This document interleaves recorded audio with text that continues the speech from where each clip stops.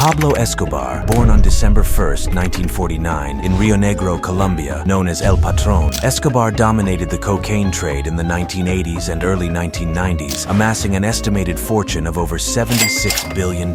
He grew up in Medellin, where he started his criminal career by stealing cars and selling fake lottery tickets. In the 1970s, Escobar began working with drug smugglers and soon became a major player in the cocaine trade. In the early 1970s, he began smuggling marijuana and later moved on to cocaine. He formed the Cartel of Medellin in 1976 with key figures like Gonzalo Rodriguez Gacha, Carlos Lader, and Jorge Luis Ochoa. Gacha was instrumental in securing drug routes and expanding the cartel's reach. He established smuggling routes from Peru, Bolivia, and Ecuador through Colombia and into the United States. Carlos Lader helped establish smuggling routes through the Bahamas and into Florida. In 1982, Escobar was elected as an alternate member of the Colombian Chamber of Representatives as part of the Liberal Party. His campaign was heavily funded by his drug money, and he used his wealth to gain popularity among the poor by funding community projects. Escobar's primary motivation for entering politics was to shield himself from extradition to the United States and to gain political power that could protect his drug empire. But his criminal background and the source of his wealth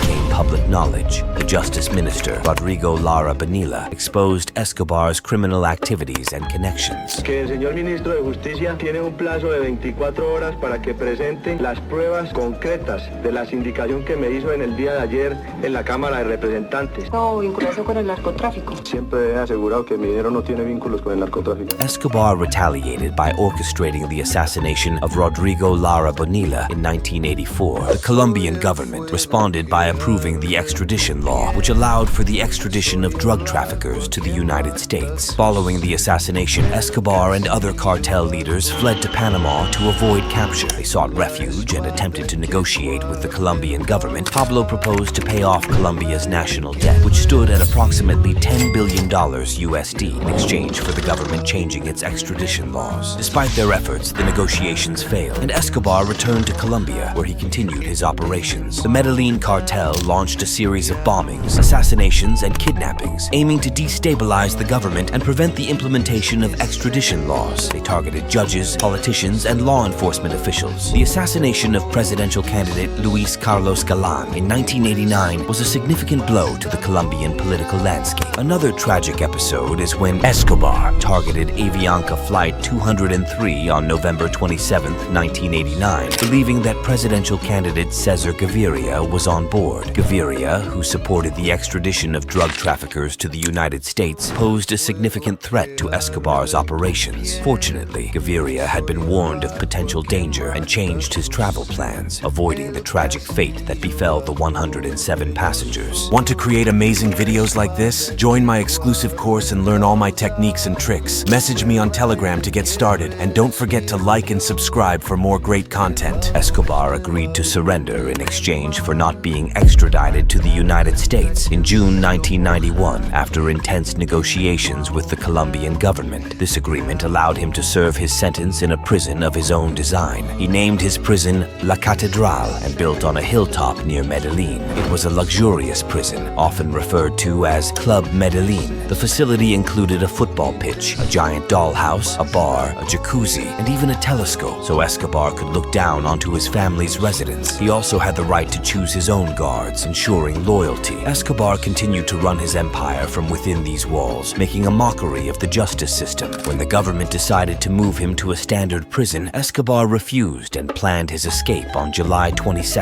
1992. He had built a secret escape route into the prison during its construction. When the Colombian National Army surrounded the facility, Escobar simply walked out through a section of the wall that had been mortared with weak concrete. After his escape, a massive manhunt ensued, but Escobar remained on the run until his death in 1993. In conclusion, the life of Pablo Escobar from nothing to all is crazy. Make sure to subscribe and watch this video.